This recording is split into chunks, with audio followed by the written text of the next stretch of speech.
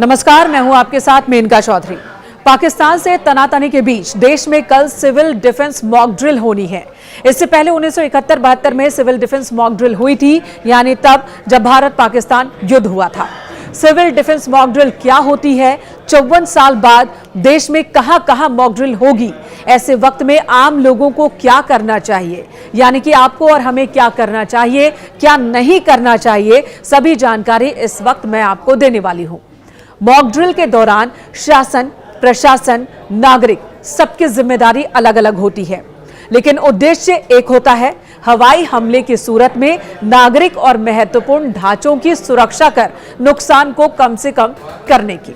सबसे पहले बात प्रशासन की करते हैं। प्रशासन का काम होगा सही समय पर लोगों को चेताने की, साथ ही अहम स्थलों और निर्माणों को बचाने की, और इसके लिए प्रशासन सायरन का इस्तेमाल करेगा, ब्लैकआउट की व्यवस्था करेगा, महत्वपूर्ण संयंत्रों की कैमोफ्लेजिंग करेगा, यानी कि उन्हें ढकने का, उन्हें छिपाने का काम करेगा।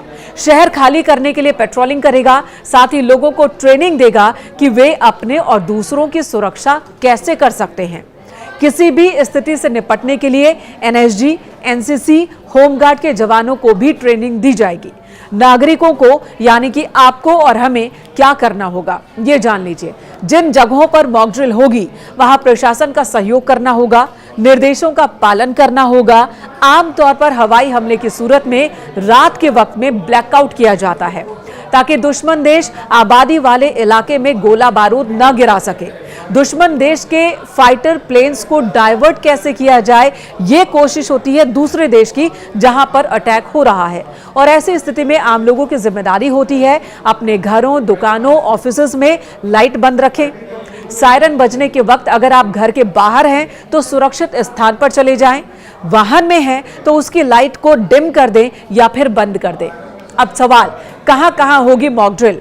देश भर में 244 जिलों में मॉक ड्रिल होनी है। इनमें लिस्टेड सिविल डिफेंस डिस्ट्रिक्ट शामिल होते हैं, यानी वो जिले जो सामरिक दृष्टि से बहुत महत्वपूर्ण हैं, जहां पर हथियारों की फैक्ट्री है, या फिर जहां पर सेना के कैंप होते हैं, जहां पर नौसेना, वायुसेना या थल सेना के जवानों के रहने, वहां उनकी एक्टिविटीज की जगह होती है। जम्मू कश्मीर, राजस्थान, गुजरात, पंजाब के साथ ही कुछ और सामरिक महत्व के प्रतिष्ठानों वाले जिले इनमें शामिल हैं।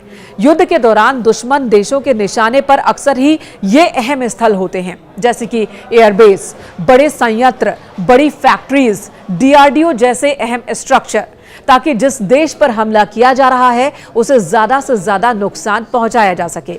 इन स्ट्रक्चर्स को बचाने के लिए सेना और सरकार की ओर से स्ट्रैटेजी बनाई जाती है, जिसका पालन प्रशासन करवाता है।